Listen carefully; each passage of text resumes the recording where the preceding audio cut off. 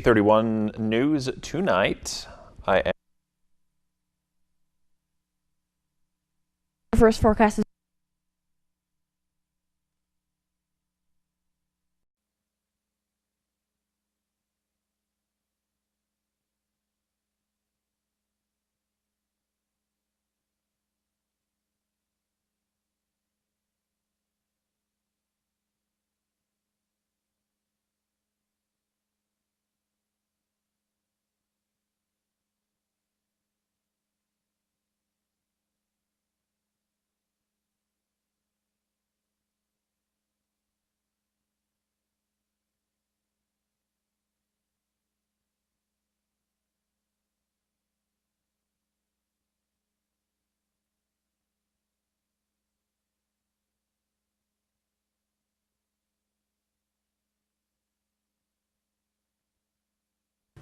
A meeting is underway to discuss the future of Jackson-Madison County School District with a new member taking the lead.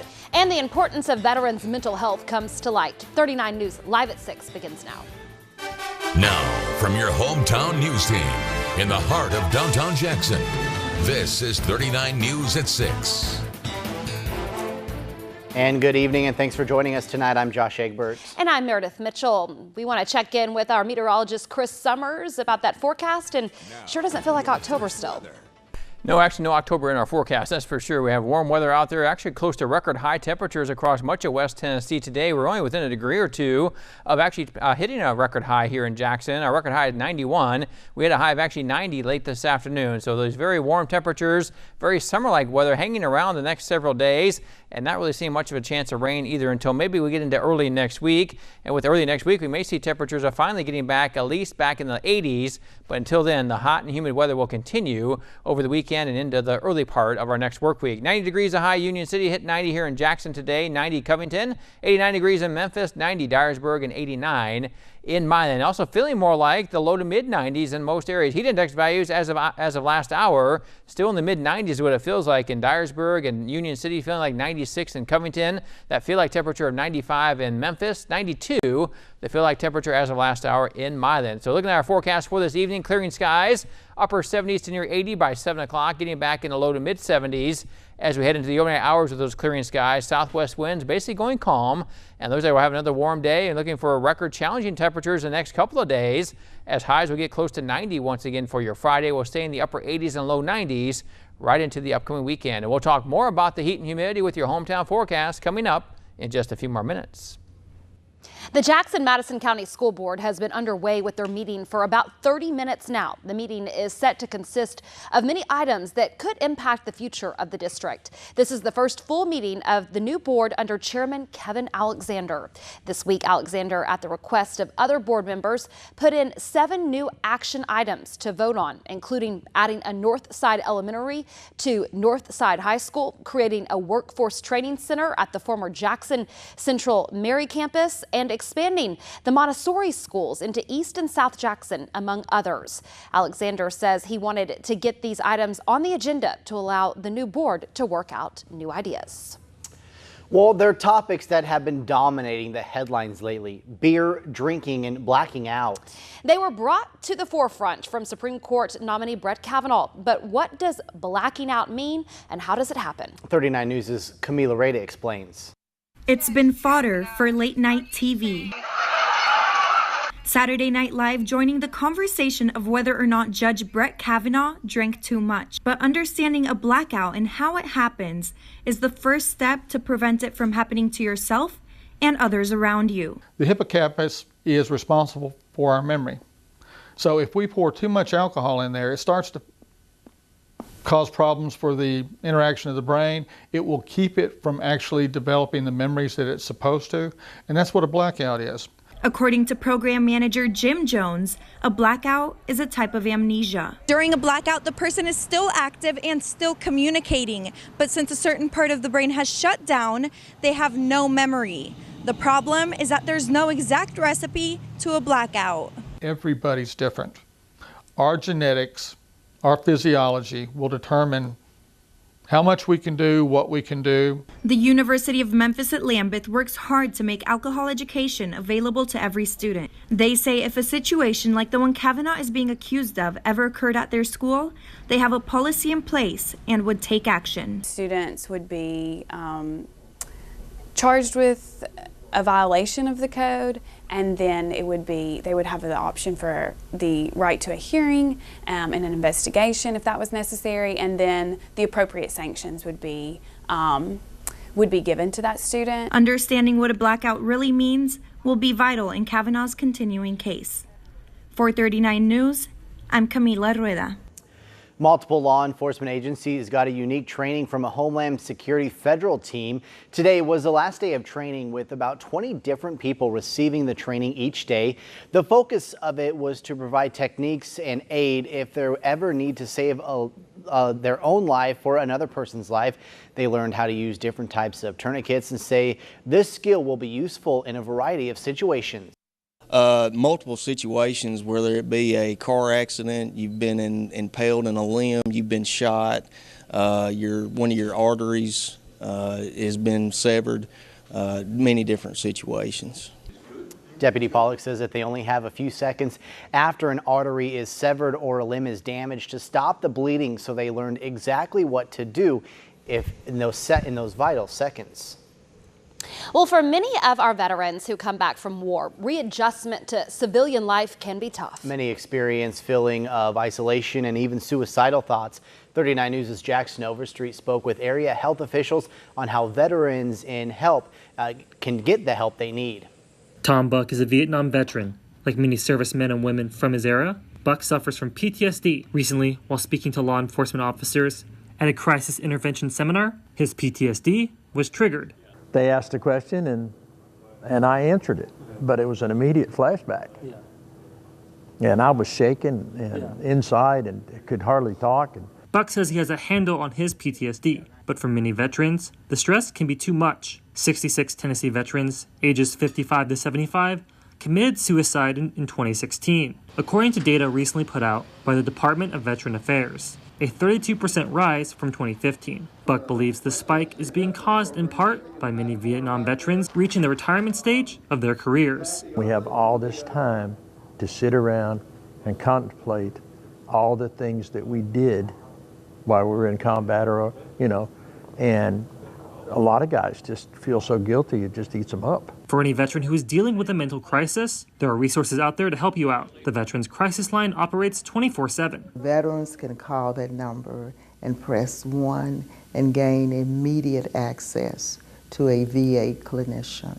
After the call, any veteran, wherever they are across West Tennessee, will have their case followed up on and be given access to any and all resources they may need, according to the VA hospital in Memphis. Both Buck and Scaife encourage any veteran who may be experiencing thoughts of suicide or depression to reach out for help. In Jackson 439 News, I'm Jackson Overstreet.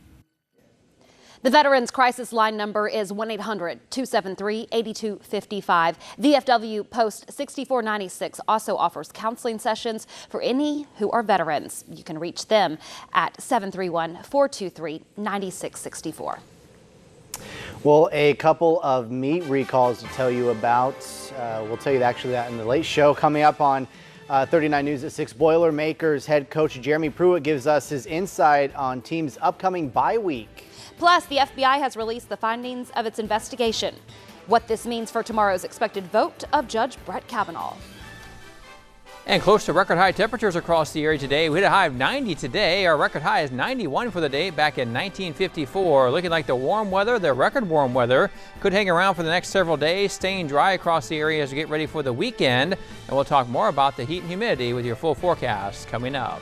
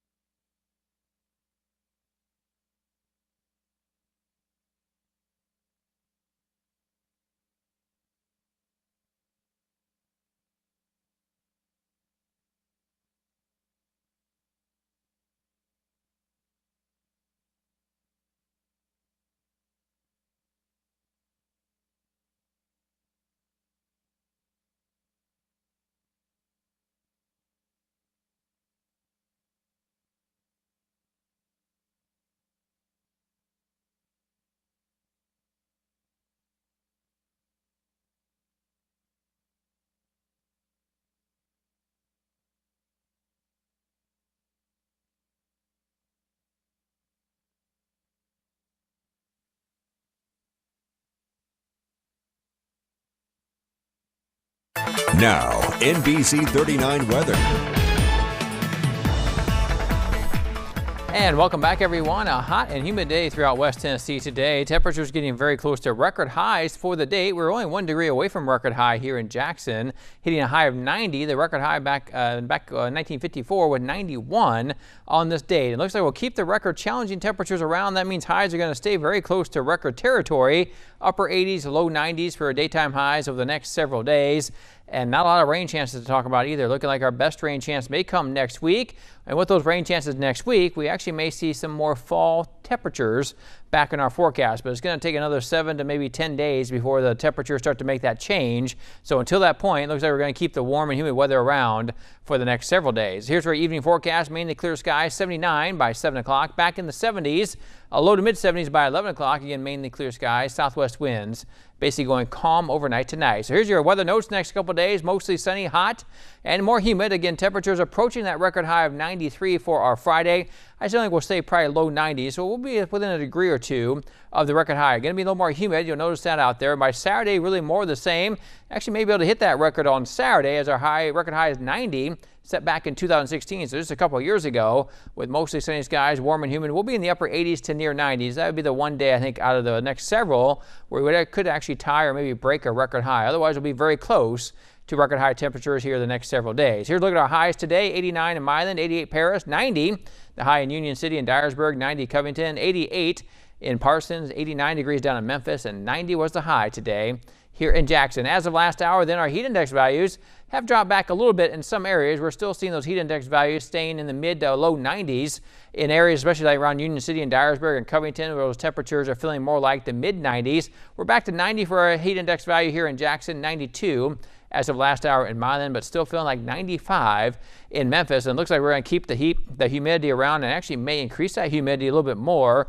Dew points did make it into the 70s today, and I wouldn't be surprised to see low to mid 70s as our dew points as we head through the next several days. Now, our temperature trend for the next several days are going to be trending still well above where we should be this time of year. Normal high for this time of year is 77. We'll be near 90 on Friday, probably upper 80s over the weekend, and even maybe getting the upper 80s early next week. A little chance of rain comes in about Tuesday. That may drop us back at least in the low to mid 80s. And that may be our trend for the middle part of next week, where we'll start to see temperatures kind of dropping.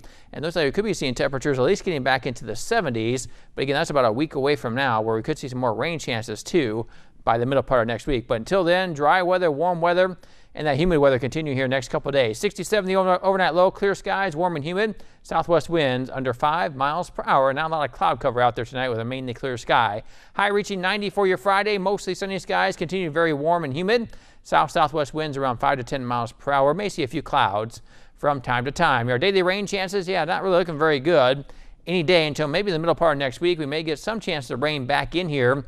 But otherwise, looking like dry weather will continue. High pressure really controlling our weather, and the high pressure is bringing the very warm and very humid weather right back into our area, and that's going to continue here right into the upcoming weekend. So here's what it looks like on our forecast map. Sizzling. That's what it looks like. Actually, these temperatures looking more like August than October, and they're going to hang around for the next several days that our 7-day forecast will show. We'll keep that temperatures near 90 for Friday. This is brought to you by GCO the Floor Trader. Upper 80s as we head into the weekend, both Saturday and Sunday, partly to mostly sunny skies, and humid, going to feel more like the mid 90s as we head into the weekend. By early next week, then seeing some signs of maybe some slightly cooler temperatures trying to find their way back in. This high pressure is really pretty strong this time of year, and so it's really going to take a lot to get that to actually break down a little bit and bring temperatures back into the 70s, which could happen by Wednesday and Thursday of next week, which actually may come with some slight rain chances by about Wednesday. But looking forward to those days. Actually looking forward to the long sleeves and the sweatshirts, honestly. It's October. Come on. Just when you thought the 90s were done for. I know. They stuck Here right they back are in. Yeah, they're here, and actually within a degree of a record high today. And those 90s didn't only sneak in. They actually broke the door down and came rolling right in. But I think next week we have some changes happening, and hopefully there'll be some cooler weather coming for the middle part next week. I think we're all ready for fall at this Looking point. for that transition for We're sure. for that, that's for sure. Let's get it here as soon as possible. All right. Thanks, Chris. Well, coming up on 39 News, as tomorrow's vote approaches for Judge Brett Kavanaugh's seat on Capitol Hill, his FBI investigation is now done.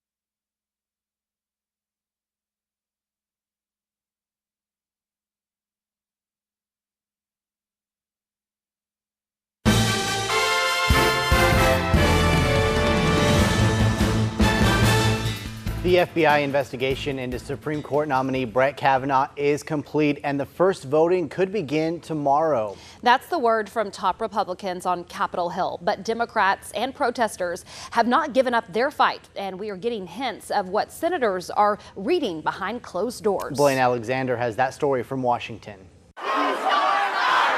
On Capitol Hill, high drama. Senators flocking to view the confidential FBI report on Supreme Court nominee Brett Kavanaugh ahead of a crucial vote tomorrow. You are too committed to getting an abuser on the Supreme Court. Protesters inside and outside the Capitol turning up the heat.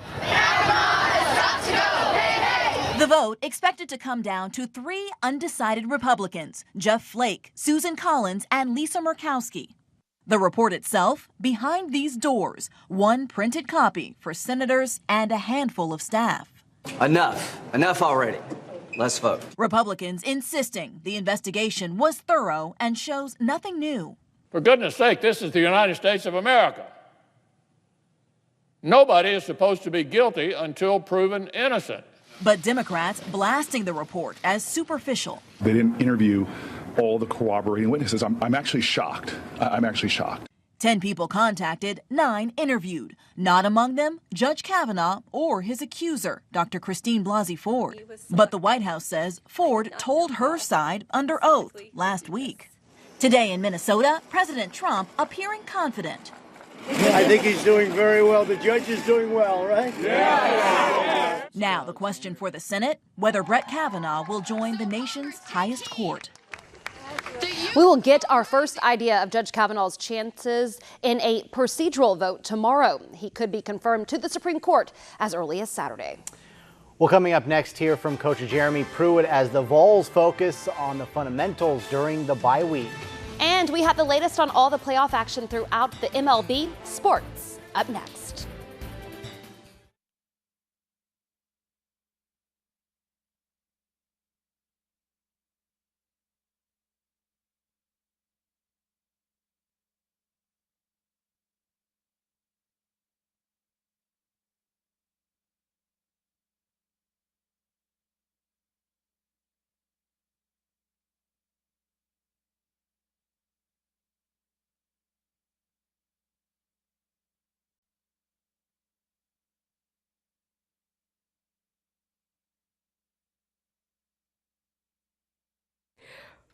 The bye week this week gives the Tennessee Vols the chance to focus on the reason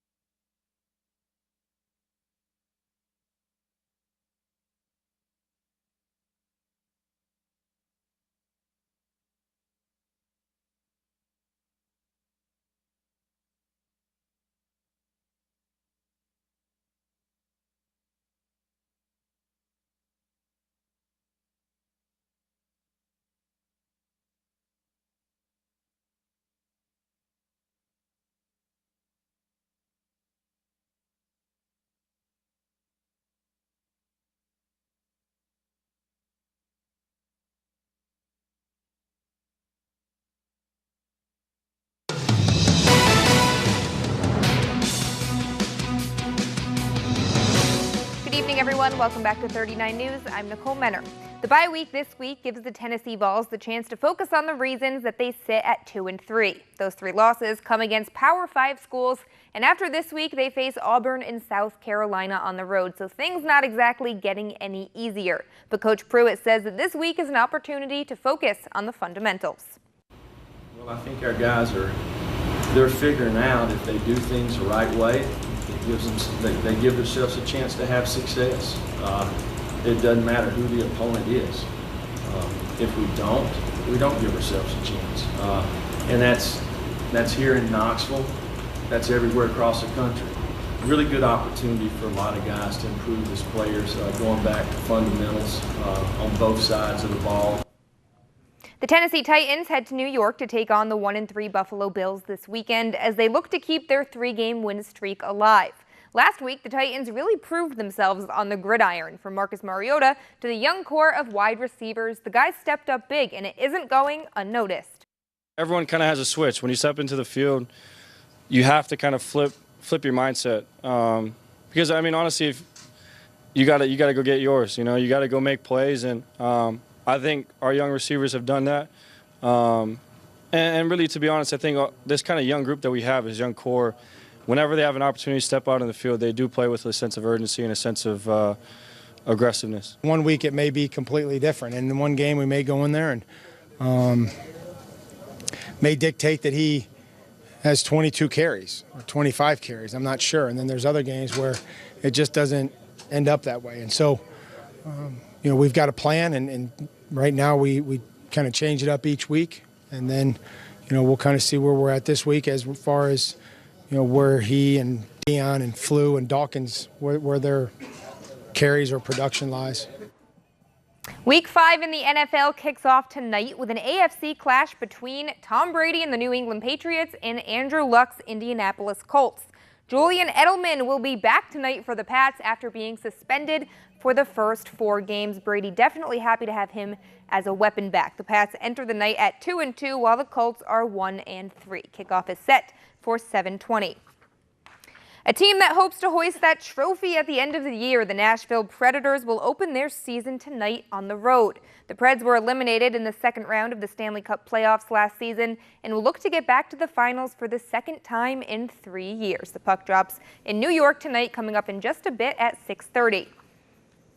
Well, the New York Yankees defending their home field last night, taking down the Oakland A's in the AL wildcard game. Yanks ace Luis Severino rising to the challenge, holding Oakland hitless until the 5th inning while fanning 7 batters. And of course, Aaron Judge and Giancarlo Stanton doing what the Yanks pay them to do. Mash home runs. Judge is coming in the first off Liam Hendricks to put the Pinstripes up 2-0 in Stanton's. The icing on top of the cake in the 8th inning, making it 7-2, playing in his first postseason game ever, and he crushes it. The ball leaving the bat at 117.4 miles per hour. So the Yankees now off to Boston to face the Red Sox in the ALDS. The first time the rivals will meet in the playoffs since the ALCS in 2004. That's a tough one. Who should I root for? You should root for the Red Sox, Josh. However, it's not going to be easy, and I'm very excited for the weekend. It should be a good series, though. That is the most important part. I may be in bad shape next week, though, so I might not be here one day, just in case. If anything goes wrong,